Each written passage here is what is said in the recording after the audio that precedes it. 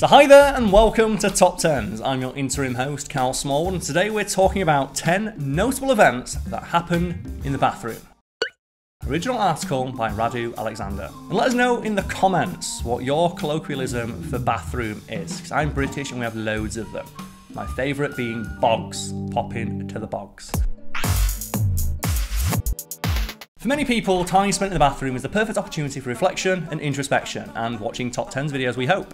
And for many others, it's a time when they get new high scores on Candy Crush. Nah man, Dock and Battle, that's the one true mobile game. Okay, so maybe most of us use that time for procrastination, but even so, there have been a few significant events that have happened inside of a bathroom. For example, number 10, the death of Agamemnon. We're going to start off by one event that is more mythology than history, the assassination of Agamemnon. Made famous in the Iliad, Agamemnon was the king of Mycenae, who led the Greeks during the Trojan War. After the fall of Troy, he returned home triumphant, only to discover that his wife, Clytemnestra, had taken a lover by the name of Aegisthus. According to the legend, Agamemnon had sacrificed one of his daughters in order to please Artemis and secured his victory at Troy, so it was understandable that his wife might bear a tiny grudge against him. She was probably hoping that he would die in battle, but now that he was back, Clytemnestra wanted Agamemnon dead and plotted with the lover to make it happen. In some versions, the lover simply attacked Agamemnon with a band of assassins, but in other, much cooler stories, Clytemnestra did the deed herself by stabbing her husband in the bath. Number 9, the political career of John Glenn. Who's John Glenn? In 1962, John Glenn made history when he became the first astronaut to orbit the Earth. Oh, he's an astronaut, okay. Once he was done with the whole space thing as one of the most popular people of the century, the world was now his oyster. Glenn wanted to get into politics, and eventually he did serve as the senator for Ohio for 2.5 decades. I'm going to admit it's probably really hard to run against guys like, I went to space. Is that what have you done? Oh, I went to space. Yeah, there we go. Space. His first run was derailed though, thanks to an unfortunate slip in the bathroom. Okay, I should have seen that coming.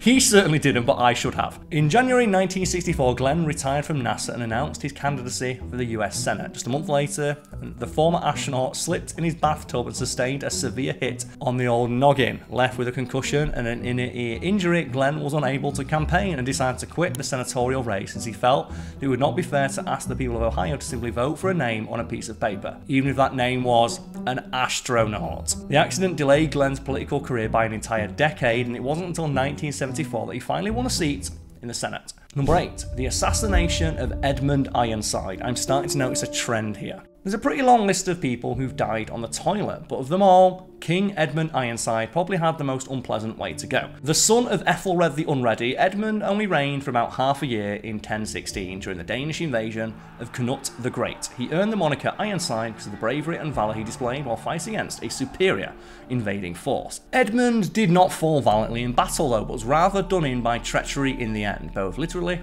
and figuratively, assuming the account of historian Henry of Huntington is correct. According to him, the king was slain in his private privy while obeying the call of nature. The son of an enemy ealdorman named Edric snuck inside the castle and hid himself in the pit beneath the king's privy. Then, when Edmund sat down to do his business, the assassin stabbed him upwards multiple times.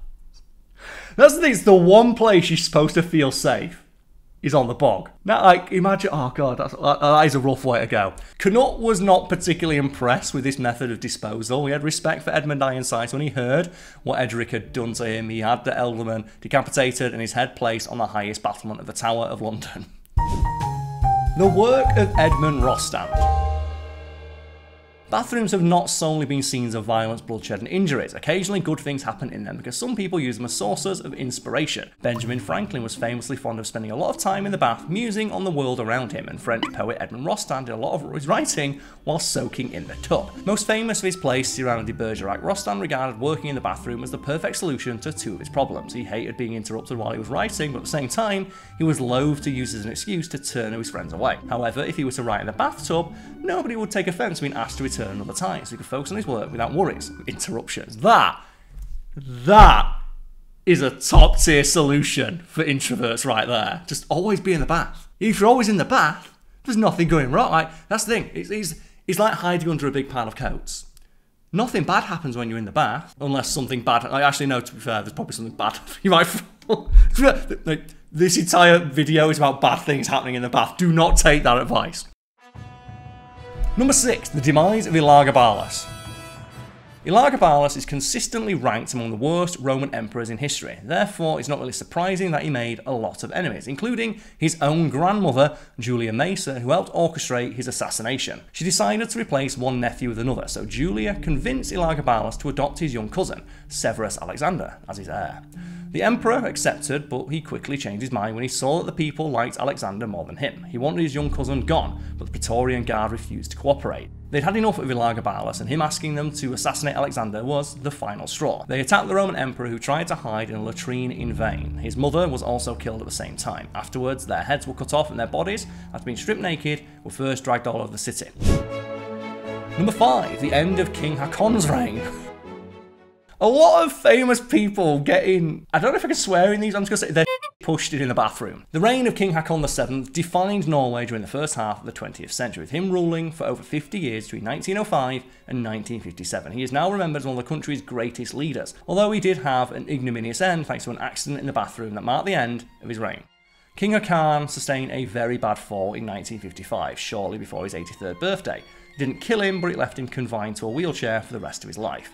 He survived for 2 more years after that, but he turned into a shell of his former self. Despite being an octogenarian, Haakon had previously maintained an active lifestyle, mainly as a skier. Now he was forced to give up the things he loved, while his reduced mobility ensured that his health continuously deteriorated. Haakon became a recluse, with little interest in state affairs or social occasions. His son, Crown Prince Olav, took up his ceremonial duties until his father passed away.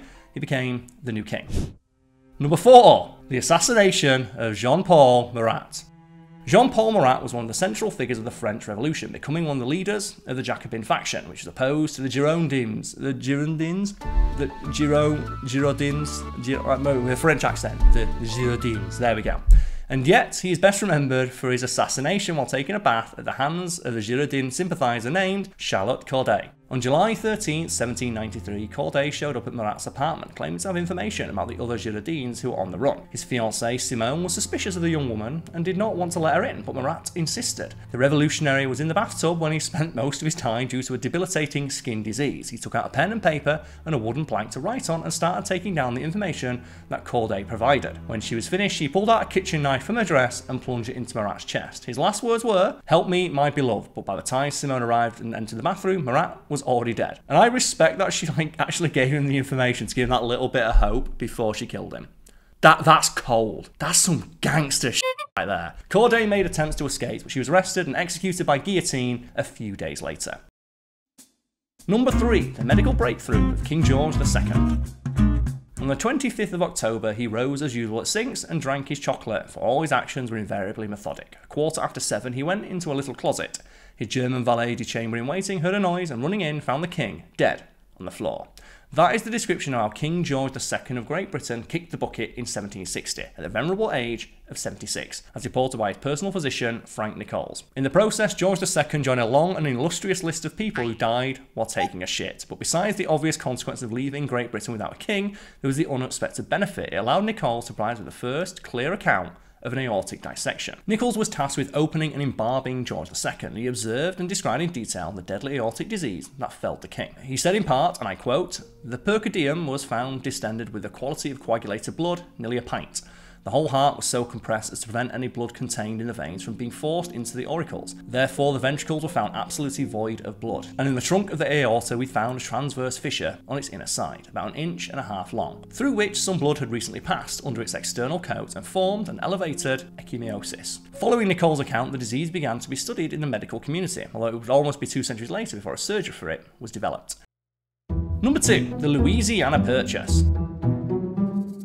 That's got to be slang for taking a poo, right? Just nip into the privy for a Louisiana Purchase, you know how it is, you know, a bit of fibre this morning, that's got to be right. The Louisiana Purchase is a crucial moment in the history of both France and the United States, and if Lucien Bonaparte is to be believed, his brother Napoleon decided to sell Louisiana while taking a bath. According to Lucien's memoirs, both he and his brother Joseph were against the idea of the Louisiana Purchase. One day in 1803, Napoleon summoned both of his siblings to the palace in Paris and received them while he was bathing. He was definitely not happy with them, and when Joseph indicated that he might oppose Napoleon on the matter, the latter acted out like a petulant child by falling back into the tub and splashing his brothers with the bathwater. And this might sound like far out of the realms, like, you know, something Napoleon would do, But Napoleon was a infamously petty individual. For example, at parties, he would deliberately spill wine on people not wearing French outfits, because you should support France's textile trade. At that point, Lucian told his sibling that if I were not your brother, I would be your enemy, to which Napoleon, once again, responded in a bad-tempered way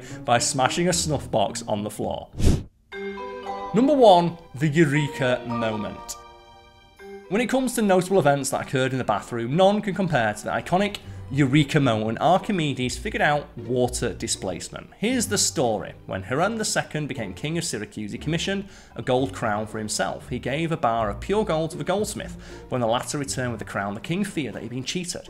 It wasn't unheard of back then for the dishonest smiths to mix in some silver to keep part of the gold for themselves, but the question was how to prove it. The king tasked Archimedes with finding a solution. The mathematician pondered on the problem during a bath when he noticed that the more he sunk into the bath, the more water spilled out. He then realised that there was a relationship between the volume of his body and the volume of water displaced by his body. Archimedes is said to have been so jubilant with this discovery that he leaped out of the bath and started running down the street shouting, "Eureka, Eureka." And I will be remiss if I didn't mention the old joke that states that when Archimedes leaped out of the bath shouting, "Eureka, Eureka, I found it, I found it," a passerby is said to have quit, "We know, now put it away." Well, once Archimedes understood this, the actual experiment was simplicity itself. If the crown was indeed made of pure gold, then it should have the same volume as the bar of gold with the same mass.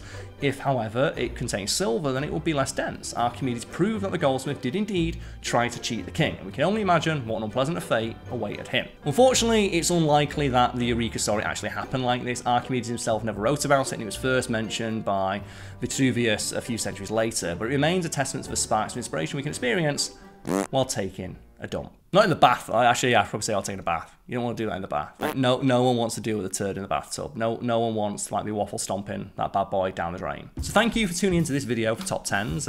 As mentioned at the start, this video is based on an article by Radu Alexander, social links for which you can find linked below. And I'm Carl Smallwood. I used to write for this site many years ago, and perhaps you've seen some of my articles turn video on this channel. I'll be the interim host for foreseeable future, and thank you for sticking with us during this transitionary period. And as always, like, comment, subscribe, and have the day that you deserve. Cheers, everybody.